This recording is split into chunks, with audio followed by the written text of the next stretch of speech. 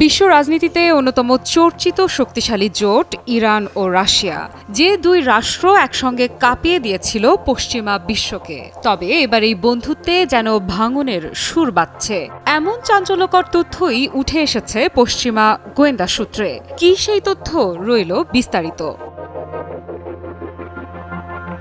2023 সালে রাশিয়া ও Iran $1.75 billion এক চুক্তি করেছিল, যাতে রাশিয়া নিজস্বভাবে ইরানের তৈরি শহীদ 136 ড্রোন উৎপাদন করতে পারে। কিন্তু 2 বছর পর পরিস্থিতি বদলে গেছে। পশ্চিমা গোয়েন্দা সূত্র বলছে, রাশিয়া এখন এই ড্রোনের 90% নিজ দেশে তৈরি করছে, সেটিও উন্নত সংস্করণে এবং আরও সস্তায়। ইউক্রেন যুদ্ধের ময়দানে শহীদ 136 ড্রোন ছিল রাশিয়ার অন্যতম প্রধান অস্ত্র। কিন্তু আলাবুগা কারখানায় স্থানীয় উৎপাদন এখন এমন পর্যায়ে পৌঁছেছে যে ইরান কার্যত নিয়ন্ত্রণ হারিয়েছে। কারখানার সিইও নিজেই বলেছেন, এটি পূর্ণাঙ্গ উৎপাদন কেন্দ্র, যেখানে অ্যালুমিনিয়াম বার থেকে ইঞ্জিন, ইলেকট্রনিক চিপ থেকে মাইক্রো সার্কিট, এমনকি ফাইবার গ্লাস, ফিউজলাস সব তৈরি হয় রাশিয়ার ভেতরে। তেহরানের ক্ষোভ শুধু উৎপাদন নিয়ন্ত্রণ হারানো নয়, বরং মস্কোর কৌশলগত উদ্দেশ্যও স্পষ্ট হয়ে গেছে। পশ্চিমা এক নিরাপত্তা কর্মকর্তা সিএনএনকে বলেন, রাশিয়ার আসল লক্ষ্য ছিল সম্পূর্ণ উৎপাদন চক্র আয়ত্ত করে ভবিষ্যতে ইরানের সাথে নতুন করে চুক্তি করার প্রয়োজনীয়তা দূর করা। এমনকি 2023 সালের চুক্তিতে সেপ্টেম্বর 2025-এর মধ্যে 6000 ড্রোন তৈরি করার কথা থাকলেও সেটি 1 বছর আগেই সম্পন্ন হয়েছে।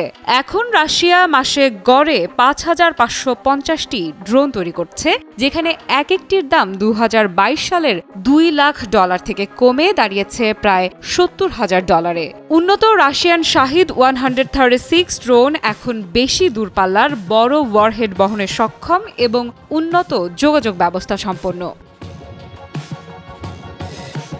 এই অসন্তোষ প্রকাশ্যে আসে জুন মাসে ইরান ও ইসরায়েলের 12 দিনের যুদ্ধে। ইরান আশা করেছিল রাশিয়া শুধু নিন্দা জানানো ছাড়াও অস্ত্র, প্রযুক্তি বা গোয়েন্দা সহায়তা দেবে, কিন্তু তা ঘটেনি। ইরানি বিশ্লেষক আলী আকবর দারেইনি বলেন, রাশিয়া হয়তো সামরিক হস্তক্ষেপ করবে না, কিন্তু আরও কার্যকর সহায়তা দিতে পারত।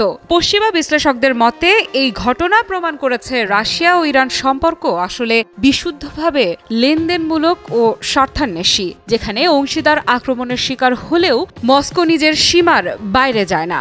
রাশিয়া ইরানের সম্পর্কের এই নতুন অধ্যায় দেখাচ্ছে, যেখানে সহযোগিতা ও প্রতিযোগিতা পাশাপাশি চললেও শেষ কথা বলে পারস্পরিক স্বার্থ।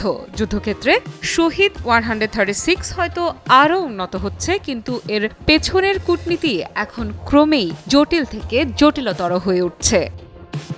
আফ্রিদা ইফরাত, নিউজ 24।